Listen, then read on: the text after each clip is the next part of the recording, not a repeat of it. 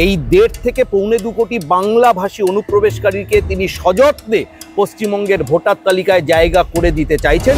কিছুদিন আগে আপনারা দেখেছেন ব্যারাকপুরের তৃণমূল নেতা শুভরঞ্জন সিংহ তার অফিসের বাইরে নোটিশ টাঙিয়েছিল, 15,000 দাও আধার কার্ড নাও, 10,000 দাও ভোটার কার্ড নাও। উনি এখন থেকেই বিহারে হচ্ছে রিভিশন, উনি এখন থেকে এখানে লাপালাপি শুরু করে দিয়েছে। কথাই আছে, ঠাকুর ঘরে কে, আমি তো কলা খাইনি। শুভেন্দুদা কয়েকদিন আগে একটা কথা বলেছিলেন যে ঝাড় যেমন হয় তার বাঁশও তেমন। একদম এখানে তাই, যেমন মিথ্যেবাদী মুখ্যমন্ত্রী তেমন তার চালাচা মুন্ডা। 2005 সালে উনি সংসদে স্পিকার সোমনাথ চট্টোপাধ্যায়ের দিকে ইলেকটোরাল রোল ছিঁড়ে মুখে ছুঁড়ে মেরেছিলেন, বলেছিলেন যদি অনুপ্রবেশকারী না তাড়ানো হয় পশ্চিমবঙ্গে উনি নাকি ভোট করতে দেবেন না।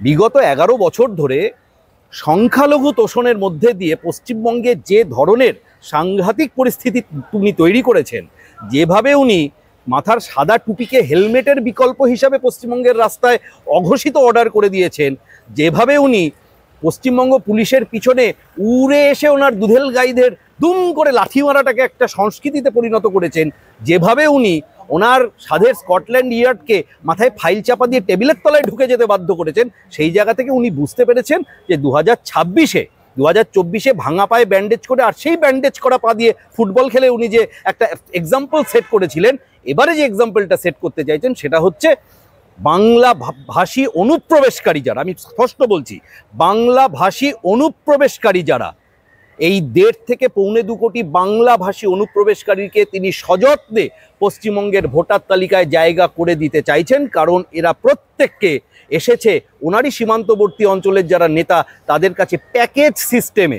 কিছুদিন আগে আপনারা দেখেছেন ব্যারাকপুরের তৃণমূল নেতা শুভরঞ্জন সিংহ তার অফিসের বাইরে নোটিশ টাঙিয়েছিল, 15,000 দাও আধার কার্ড নাও, 10,000 দাও ভোটার কার্ড নাও, 5,000 দাও বার্থ সার্টিফিকেট নাও। ঠিক এই প্যাকেজের মাধ্যমে এই যে 2.25 কোটি বাংলা ভাষী অনুপ্রবেশকারী, এই ভোট ব্যাংকটা যাতে কোনোভাবে ওনার হাতছাড়া না হয় তাই উনি ময়দানে নেমে পড়েছেন। উনি এখন থেকেই বিহারে হচ্ছে রিভিশন, উনি এখন থেকে এখানে লাপালাপি শুরু করে দিয়েছে। কথাই আছে, ঠাকুর ঘরে কে, আমি তো কলা খাইনি।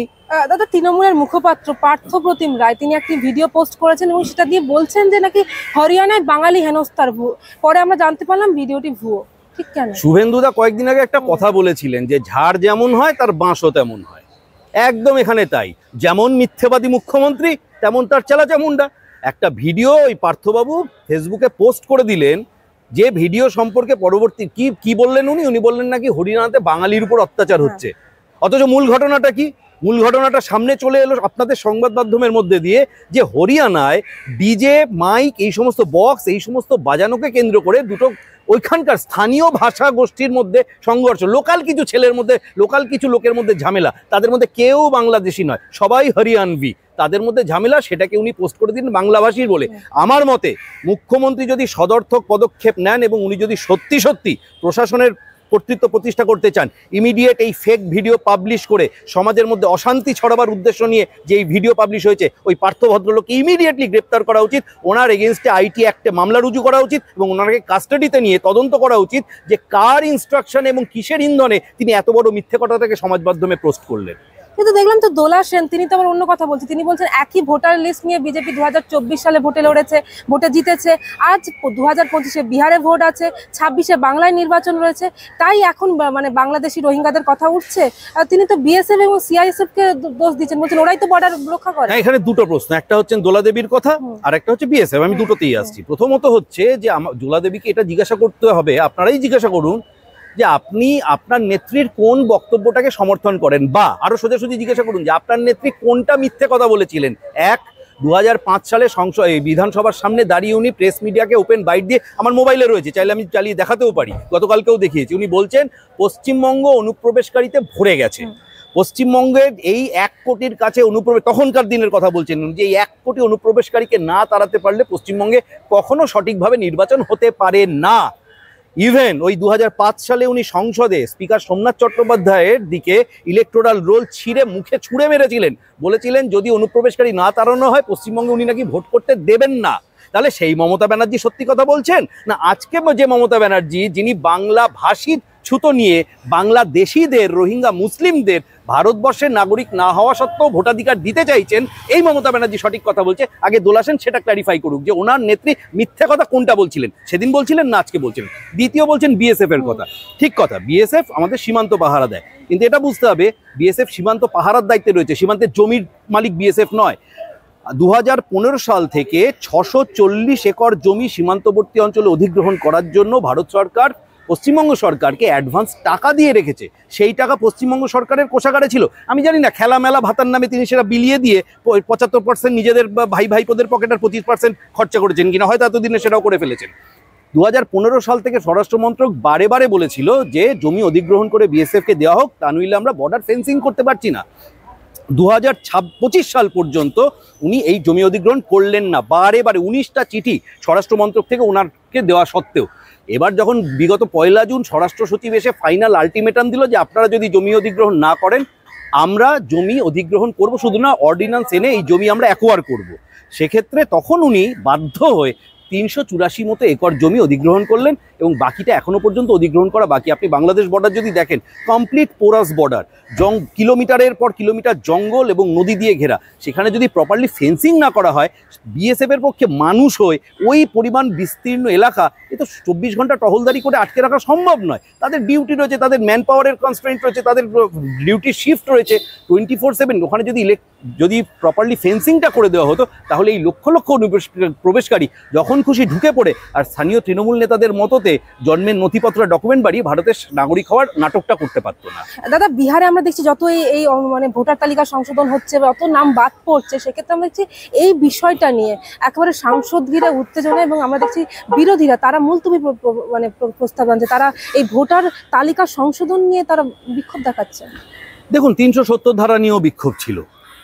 ভারতীয় জনতা পার্টি তাদের যে এজেন্ডা, তাদের এজেন্ডায় ফিক্সড 370 ধারা। আমরা বলেছিলাম যে ভারতবর্ষে এমন কোনো প্রদেশ থাকতে পারে না যেখানে যারা অন্যান্য ভারতীয়দের সাথে অ্যাট পার হবে না, সবাই সমান, সব ভারতীয় সমান। আমরা 370 ধারা তুলেছি। বিরোধিতা থাকতেই পারে, ওই একটা ইন্ডি জোট নামে একটা জোট রয়েছে, সেই জোটকে একটাই প্রশ্ন করলে সেই জোট ভেঙে যায়। প্রধানমন্ত্রী পদপ্রার্থী কে হবে আপনাদের মধ্যে, এই প্রশ্নটা করলে ওই জোট ভেঙে যায়, সেকেন্ডের মধ্যে কর্পূরের মতো উবে যায়। যাই হোক, বিষয়টা সেটা নয়। বিষয়টা হচ্ছে এখানে ভারতীয় জনতা পার্টি বা কংগ্রেস বা তৃণমূল কংগ্রেসের বিষয় নয়। ইলেকশন কমিশন অফ ইন্ডিয়া একটা স্বশাসিত সংস্থা, যাদের সংবিধানের ম্যান্ডেট আছে যে কোনো ভারতীয় নাগরিক যেন ভোটদানে বঞ্চিত না হয় সেটা যেমন দেখা, ভারতীয় নাগরিক নয় এমন কেউ যেন ভোটাধিকার না পায় সেটা দেখাও তাদের ডিউটি। আর এই ইন্টেন্সিভ রিভিশন তো প্রথমবার হচ্ছে না, 2003 পর্যন্ত এই ইন্টেন্সিভ রিভিশন এর আগে 13 বার হয়েছে, এটা 14তম।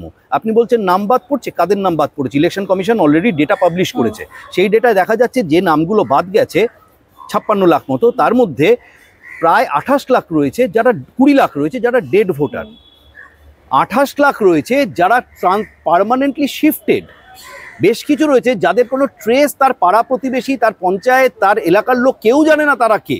এই নামগুলো বাদ গেছে। যারা নেই তাদের ভোটাধিকার থাকারও তো কথা নয়, এরা তো নেই। আপনি কি বলতে চাইছেন যে ওই সল্টলেকের একজন শিল্পী যিনি গত লোকসভা নির্বাচনে ভোট দিতে এসে বলেছিলেন যে আরে আর আধ ঘন্টা আগে যদি আসতাম, 5 বছর আগের আমার মারা যাওয়া বাবা, তাকেও ভোট দিতে দেখতে পেতাম, একটু দেখা হয়ে যেত। আমরা পশ্চিমবঙ্গে সেই পরিস্থিতি চাইছি না। পশ্চিমবঙ্গে অবশ্যই ভোটাধিকার থাকবে, পশ্চিমবঙ্গের সাধারণ মানুষের থাকবে, যারা ভারতের সিটিজেন তাদের থাকবে, কিন্তু কোনো অবৈধ অনুপ্রবেশকারী পশ্চিমবঙ্গ কেন সারা ভারতবর্ষে কোথাও ভোটাধিকার থাকা উচিত নয়। বিজেপি এটাই ইলেকশন কমিশনের কাছে বারে বারে দাবি জানিয়েছে এবং ইলেকশন কমিশনেরও এটাই সাংবিধানিক ডিউটি, তারা সেটা পালন করে। দাদা, আপনাকে শেষ প্রশ্ন, এখানে বিরোধীদের এত বাধা দেওয়ার ঠিক কারণ কেন? কোন বিষয়? এই যে ভোটার তালিকা সংশোধন নিয়ে আমাদের রাজ্য সরকারকেও না, আমি তো একটু আগেই বললাম যে তৃণমূল একটা জিনিস বুঝতে পেরেছে যে 2026-এ তাদের গঙ্গা প্রাপ্তি ঘটতে চলেছে। একমাত্র ওই খড়কুটোর মতো আগলে এরা ধরতে চাইছে যে 2.25 কোটি অবৈধ অনুপ্রবেশকারী, রোহিঙ্গা, বাংলাদেশি মুসলিম, এই যে অবৈধ অনুপ্রবেশকারীর যে কালেকশনটা, যেটা 15 বছর ধরে তৃণমূল তার নেতাদের দিয়ে সিস্টেমেটিক্যালি ইনফিলট্রেট করিয়ে তাদের হাতে সমস্ত রকম ডকুমেন্ট বানিয়ে তাদেরকে ভোট দেওয়ার অধিকার পর্যন্ত মিথ্যেভাবে, অনৈতিকভাবে, ইল্লিগালভাবে আনিয়ে দিয়েছে। এইটাকেই শেষ খড়কুটোর মতো আঁকড়ে ধরে চাইছে যে এই ভোট ব্যাংকটা যদি আমার দিকে ভোট দেয় তাহলে হয়তো আমি আমার সরকারের মসনদে বসে যে লুটের প্রক্রিয়া, এটা আমি আরও 5 বছর চালিয়ে দিতে পারবো। কিন্তু তার এই মনস্কামনা মমতা ব্যানার্জির পূর্ণ হবে না। এবং মমতা ব্যানার্জির আপনি 21শে জুলাই বডি ল্যাঙ্গুয়েজ দেখলেই বুঝতে পারতেন যে ওনার যে বিপি প্রচণ্ড হাই, কথা বলতে বলতে হঠাৎ বলে ফেললেন ওরা তো পুলিশের মাকে গালাগালি দেয়, বোনকে গালাগালি দেয় বলেই ভাবছি এ বাবা এটা তো আমার ছেলে বলেছিল, আমার সাদের কেষ্ট বলেছিল। তখনই তাড়াতাড়ি ঢোক গিলে হাত পা কেঁপে কুপে একাকার হয়ে গেল, সেম সাইড গোল করে ফেলেছেন। তা মমতা ব্যানার্জির বিপি, উনি সুস্থ থাকুন, ওনার ব্লাড প্রেশার কন্ট্রোলে থাকুন, উনি চেয়ারটা থেকে সরে গিয়ে নিশ্চিন্তে পশ্চিমবঙ্গে বসবাস করুন, সেটা নিয়ে আমাদের কোনো ইয়ে নেই। কিন্তু পশ্চিমবঙ্গের মানুষকে উনি রেহাই দিক, অনেক হয়েছে, এবার রেহাই দিন।